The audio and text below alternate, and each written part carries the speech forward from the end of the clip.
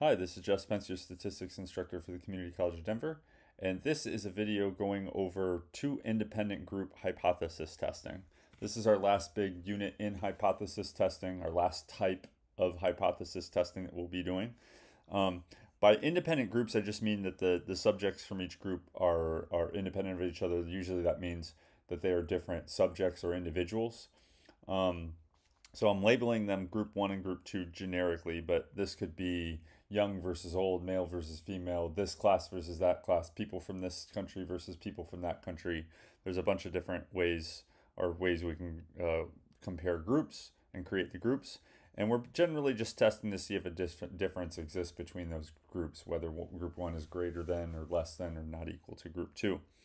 A very typical example that's done, this is probably, these two group hypothesis tests are probably the most typical types of hypothesis tests done in the real world, especially in the medical field, where we're looking at placebo studies, single or double blind studies, any kind of vaccine study or new medical treatment study will be done using this type of study where you have what's called a control group and versus an experimental group. And sometimes the control group is given a placebo or no treatment, and the experimental group is given, say, the vaccine or a new treatment or some sort of different treatment from group one, the control group. Many times you might have heard of these terms single or double blind study. That just means that, like, single blind means that the individual receiving the treatment doesn't know which treatment they're getting. They don't know if they're in the control or the experimental group. Double blind means that the person receiving the treatment doesn't know, neither does the person giving the treatment. So this could be typical in vaccine studies if obviously somebody needs to administer the vaccine, but the person administering the vaccine does not know either if they're giving a vaccine or a placebo vaccine, because they don't want double blind studies have come up to reduce the bias in the moment of the treatment being given. If the person giving the treatment knows or doesn't know, if they don't know, that reduces the bias. So we're going to say two examples that we're going to do. This first video is, well, I'll do both in the same video. So this first example that I'm going to do is we're going to be comparing two groups' proportions. So anytime we see P, P is proportion or percent. P is proportion or percent. So really remember, anytime we write a null hypothesis for two groups, we're just going to assume that the two groups have no difference. Remember, null hypothesis is a statement of no change. So our null hypothesis here will say, oh, the P1 could be P1, one just represents group one and two represents group two. The percentage of people that are being cured by this treatment is the same for the placebo as it is for the experimental group. Or the percentage of people passing a test after taking no course versus taking an experimental course are the same. Then the alternative hypothesis, once again, we have right tail, left tail, and two tail. And this really just depends on the hypothesis. But our format is going to look like this. Notice that there are no numbers in these null and alternative hypothesis because we're just comparing group one and group two. So there's not a mean or a proportion that we're testing like we did in the last units when we were doing a hypothesis test of a mean or a hypothesis test of a population proportion. So this is the form of the null and alternative hypothesis test for proportions. Here's our formula. I'll go over this formula when we go through the example. Just to scan down, we could also do hypothesis tests for two groups with the mean. So this could be the average score on a test for a class, or the average pace of a runner given a certain treatment, or the average weight that somebody could lift, or something like that. So when we're talking about averages and our data is quantitative, we are going to be using means, comparing means between the two groups. And if our data is qualitative, we're going to be comparing percentages of effects between two groups. That's a key difference, and that's something you need to be aware of to know which formula you're using. Now, I think it'll be pretty clear when you're doing the problems that if you have a mean or you have quantitative data, then you're going to be using this information and this test statistic formula. And if you don't, you're going to be computing proportions. Now, as I do this example, I want to remind you I'm still doing the 4 steps of the p-value approach that I did in the previous videos. The thing that's different now is the form of the null and alternative hypothesis and the test stat. We're adding it because we have 2 groups, and the formulas are different because we have 2 groups, but steps 3 and steps 4 are exactly the same. So that's the new information being shown here. Step 1 is the null and alternative. Step 2 is the test statistic. I have that information listed here. I'm going to do those steps, and then I'll do steps 3 and 4 as I normally do in the hypothesis test p-value approach process. Okay, so as we read this problem, we zoom in a little bit here. It says 2 samples were done at a particular stop sign. Sample 1 is from the morning and sample 2 is from the afternoon. The researcher recorded the number of times the car did not come to a complete stop. So that's the thing that we're observing. That's our X. Using the 0.05 level of significance, test whether people run the stop sign more in the morning than in the afternoon. So maybe the hypothesis is that people are going to work more in the morning, and this is a more dangerous intersection in the morning because people are running it more in the morning. Now, before I do really any of these steps, I'm just going to do, well, no, I'm going to do step 1. I'm sorry. I'm going to do the side work for step 2. Okay, so step 1. Step 1, hypothesis. All right, so step 1, here we go. All right, so I can just copy this because it's a 2-group test. That does not change. The null hypothesis is always going to be this for 2 groups. All right, the alternative hypothesis says test whether people, so remember, sample 1 is in the morning. Test whether people run the stop sign in the morning more than in the afternoon. So that would be morning more than afternoon. That is going to be this one. Shrink that down. All right, so we got our null and alternative. That is a right tail test. I'd like to jot that down. Oh, geez. I'll put it up here. Right tail. That helps me compute the p-value at the end. I'm going to be finding an area to the right of a test statistic. That's why that is important. Why is it showing up like that? Oh, it's just really small. Okay. All right. Why did that do that? Unbelievable. Okay, step 2.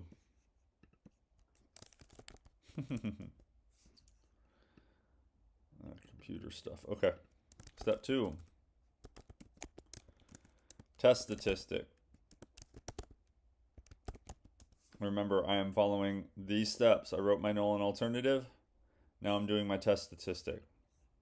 Now, the test statistic is this formula. Notice that there are 3 p-hats. There's p1 hat, p2 hat, and the pooled p-hat, which brings the 2 samples together. So I have to do side work. This is what I was thinking about doing earlier, but I'm going to do p1 hat. Okay, p1 hat is from sample 1. Sample 1, in the morning, they sampled 200 cars. 60 of them ran the stop sign. So 60 out of 200 equals 0.40.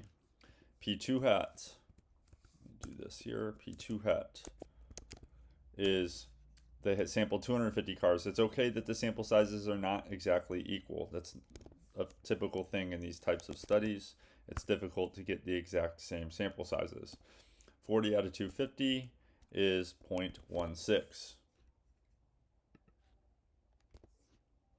I think I wrote that too high. Give me a second. This is 0.30. My bad. Okay. My mistake. 60 out of 200 is 0.30. I wrote 0.40. And then 40 out of 250 is 0.16. Okay. Now, pooled hat. Pool hat.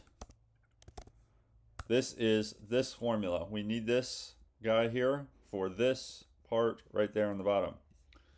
So this is if we bring both samples together into a single sample. So out of the the 450 cars that were sampled, 100 of them ran the stop sign. 60 plus 40 is 100. I'm doing that math in my head. You can write it out if you like. 200 plus 250, that's the denominator here. 200 plus 250 is 450. So 100 divided by 450 is 0.22222. Okay, generally take these p hats. Anything that involves probability or p hat or anything like that, I round to 4 decimals. Okay, so this is just side work. I haven't even started the formula. All right, so test stat z data equals, all right, in the numerator, I got 0.30 minus 0.16. That is the p1 hat minus p2 hat over the square root. I'm going to pause the video and make this look nice. Okay, so I just copied and pasted this. So now I'm filling in the numbers. Okay, now p hat, pooled p hat is 0.22222. So I want to do 0.22222, 1 minus 0.22222 times 1 over n1. n1 is 200. N2, 250. Ay, 250. There we go. All right. Now, anytime I do a big long formula like this, test stats you see in my previous videos, I do the top, I write it down. I actually can do that in my head. So 0, let me copy and paste this again just to get the fraction bar. Okay, boom. All right, 0.30 minus 0.16, come on, help me out, computer, is 0.14. Then the denominator, this requires a lot of work. So I'm going to show you how I plug this in. I want to plug this entire thing into my calculator. So I'm going to start with the square root, okay? Then the square root, I'm going to type in everything I see in that square root. So 0.2222, left parenthesis, 1 minus 0.2222, right parenthesis, left parenthesis, 1 divided by 200 plus 1 divided by 250, right parenthesis. And then another right parenthesis for the square root. You can see that this parenthesis matches this parenthesis, and this left parenthesis for the fractions matches that one. We are good to go. You can type in this whole thing in one line just like you see it here. So the denominator is 0. I'm going to go to 4 decimals, 0.0394.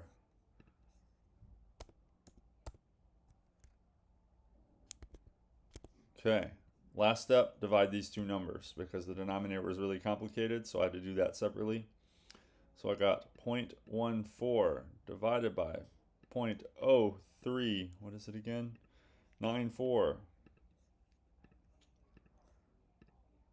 Test statistic, since it's a z, I'll round to 2 decimals, 3.55. If you want to go to 3 decimals, that's fine, 3.55. Okay, that is the test statistic. Z data equals, sorry about all these changing formats. Oh my gosh, looks kind of bad, but let's see if I can squeeze that in there. There we go. Okay, I don't know why all these fonts are changing size on me, but here we are. Okay, that's the test statistic. What this tells me, what this 3.55 tells me, it's a z data, which is the number of standard deviations above or below the mean, is that this 30% that the people, so 30% of the people in the morning are running the stop sign, 16% in the afternoon. 30% based on this sample size is 3.55 standard deviations more than the afternoon. That is a significant difference, and we will see that with the p-value. So step 3, the p-value. All right, now I have a right tail test, I have a 3.55, and I have a z. Okay, so let's look at the steps. I have a z data, and I have a right tail test, so I will use the area to the right of a z-score. So I go here to my stat calculator, area to the right of a z-score. So let me remind you, these four formulas, depending on if we're testing means or proportions, are for p-values. If you want to add over here, p-value, for p-value, just like I have here, you can do that. For p-value. For the final exam, this is for p-value. This is also for p-value, depending on right or left test. So I'm going to put my test statistic in here, 3.55. Enter. And the p-value is very, very small, 0.000, rounding to 4 decimals, 2. So let me type that in just to show it. Where am I? Here. Okay. So step 3, p-value. This is area to the right of a z. It's a z because the formula says z data. Anytime we do proportions, we're using z's. It's a area to the right because it is a right tail test.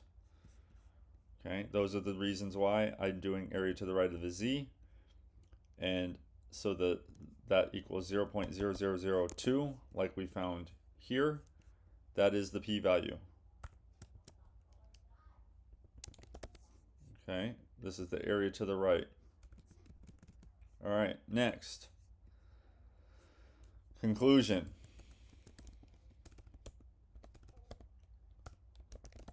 Remember that if the p-value is less than alpha, we reject the null.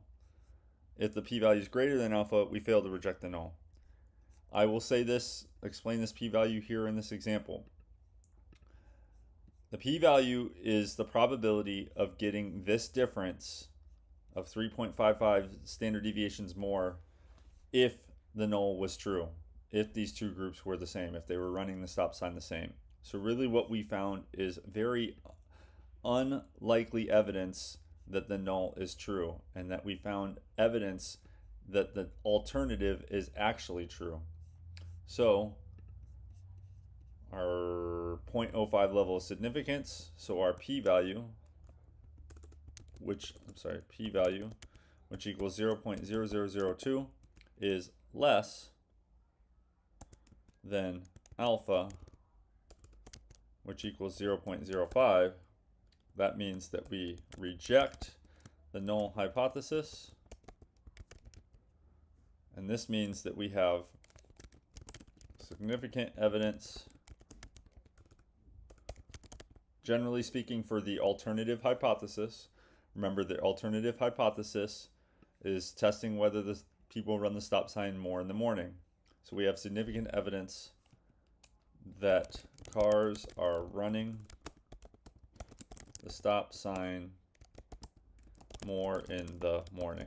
Now, if the p-value was greater than alpha, we would fail to reject the null, and we would say we don't have significant evidence that cars are running the stop sign more in the morning. So that is our first example. Take a break. We will go on to the next example. Okay, this video is getting long, but I got to get through both examples. All right, now, let's say we're going to do a test on means. How will we know if we have means? Either the problem will say average, or we will have quantitative data. So this says, suppose you want to move to a small town in Ohio or a small town in North Carolina. You did some research on property taxes in each state and choose 2 random samples shown in the table. The data represent the property taxes per month for residents assessed at $250,000. Assume the population is normally distributed. Test whether the average property taxes differ using a level of significance of 0.05. So we got quantitative data, and it's average property taxes.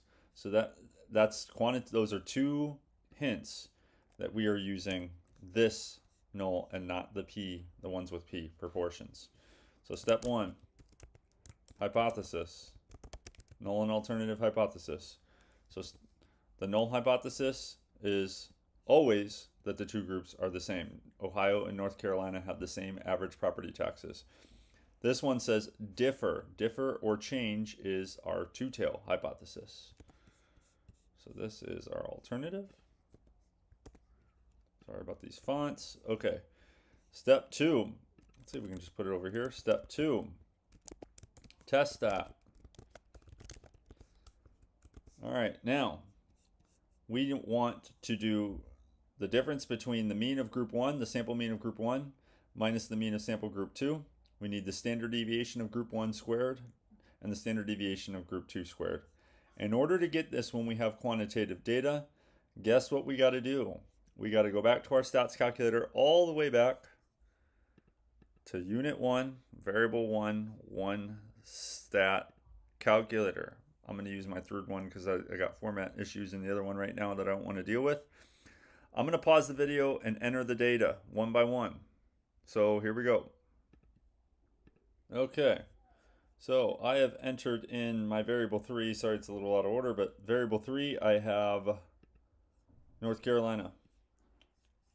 So I'm going to write that down here, test stat. Okay, so I have x1 bar is North Carolina, the average, sample mean 159, 159. I need the sample standard deviation S1. This is the sample standard deviation. This is this. So for both data sets, when you're testing these, you need the mean and the standard deviation and the sample size. Mean, sample standard deviation, sample size. Where is that? Here. Okay. So sample standard deviation 31.87. 31.87. I could go to more decimals, but this should be fine for this. Okay, and then sample size is 12. So this is North Carolina, group 1. Okay, Ohio. Oh man, this is annoying. Okay, these fonts. This is suffering. Okay. All right. Ohio. Sorry about these fonts and changing things, but that's the problem doing this on the computer. Okay. X1 bar. Or X2 bar. Ohio is the second group. Okay, I put Ohio's data in my variable 2. I didn't want to overwrite my data, so I put them in different things. That's why it's good to have multiple variable 1, 2, 3. This the test statistic is 262.79. 262.79. S2. Sorry, this is N1 by the way. S2 sample standard deviation 62.31. And the sample size N2 is 14. Okay, let me pause it for a sec.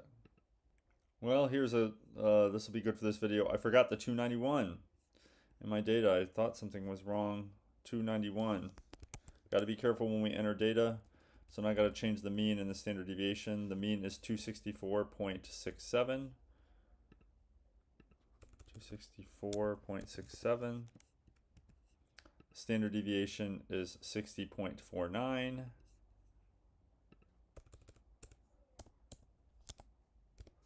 And the sample size is 15. Maybe should have done that before I put it in or showed this. Okay, test that. So now I am doing.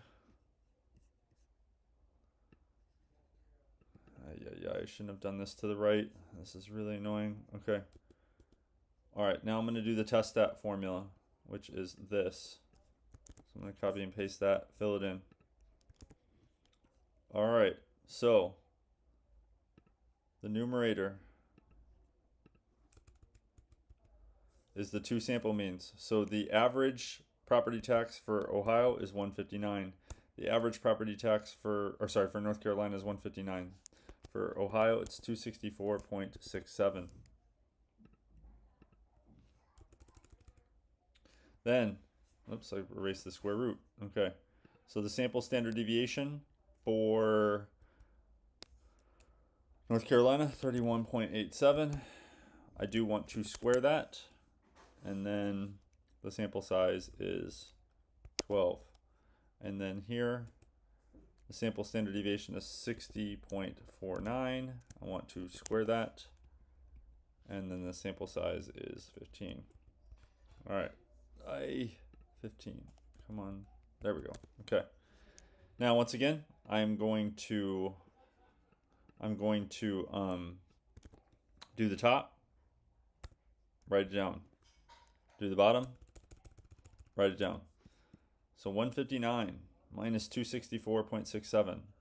159 minus 264.67 is negative 105.67. Negative 105.67. The denominator, I'm going to type this all in one line. Okay, watch. I got to do the square root. 31.87 quantity squared. I don't have a square button in here. I got to do to the second. That's annoying. Okay. Plus, or no. Divided by 12, the sample size, plus 60.49 squared divided by 15.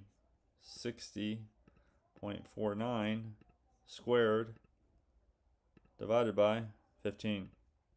Right parenthesis, that's my denominator, all typed in one line. 18.1267. I'm in the middle of the process, so 18.1267. I'm going to 4 decimals, and then I divide negative 105.67 divided by that. So,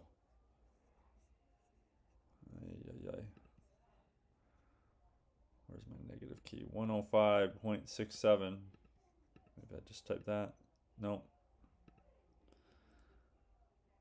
Am I missing my negative key? I don't see it, but I'm just gonna, I know a negative divided by a positive is a negative. So divided by 18.1267. Oh, I don't see a negative key, but oh well. Okay. 5.8295. So I'll just round this to 2 decimals. 5.83. Negative 5.83, because a negative divided by a positive is a negative. This means that North Carolina's state property tax is 5.83 standard deviations below Ohio's average state property tax for a property valued at $250. This is a significant difference. Let's find the p-value. So step 3, I don't know why it's so big again, but okay, anyway, step 3, p-value. All right, back to our hypothesis testing. This is all stuff you can have on your formula sheet, whatever you think you need. I would definitely have the formulas minimally. So now we have a t-data, and now the test is two-tail. We have a negative test, so we're going to figure out, we have a negative test stat, so we're going to figure out the area to the left and then multiply by 2. This is one of the annoying things about a two-tail test. It kind of depends on the sign of the test, or the test statistic. So I want to do area to the left of a t-score, and I want to take that result and multiply it by 2. So I go to my stat calculator, area, normal distribution, area to the left of a t-score. I want to plug in my t-score of negative 5.83, negative 5.83, and then the degrees of freedom. When we have 2 tests, we have 2 sample sizes. You can use either one. I'll accept it on the exam, but the rule is generally to use the smaller sample size. So here I'm going to put in 11, because 12 minus 1 is 11. Plug that in, get your p-value. It is very small. It's 4 zeros before we can get to a 5. So I'll just do, and then 0.000057 times 2. Still got to multiply it by 2 because it is a two-tail test. So 0.000057 times 2. The final p-value is 0.000, or 3 zeros and a 1. 0.1231. Okay, that's step 3. Conclusion. Step 4. Conclusion. Did I write that here? Yep, I didn't write step 4, sorry. Step 4. Okay, step 4, conclusion. Our p-value is definitely less than alpha, because our p-value is so small. p-value, which equals 0.0001, is less than, what is alpha here?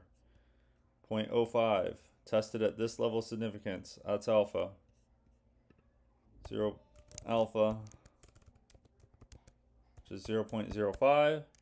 This means anytime the p-value is less than alpha, we reject the null hypothesis. Reject the null hypothesis. Anytime we reject the null hypothesis, that means we have significant evidence for the alternative. Remember, we are testing, the alternative is testing whether the property taxes differ. So I can say we, or I, have significant evidence that the property taxes differ between North Carolina and Ohio. Technically, North Carolina is less if I want to add that, okay, because that's what we found in our test. Long video. Make sure that you have these steps. You can add the two formulas that I showed today and the two forms of hypothesis testing. The two forms of hypothesis. This is what you need for any hypothesis test for the final exam. Thank you. We'll see you next time.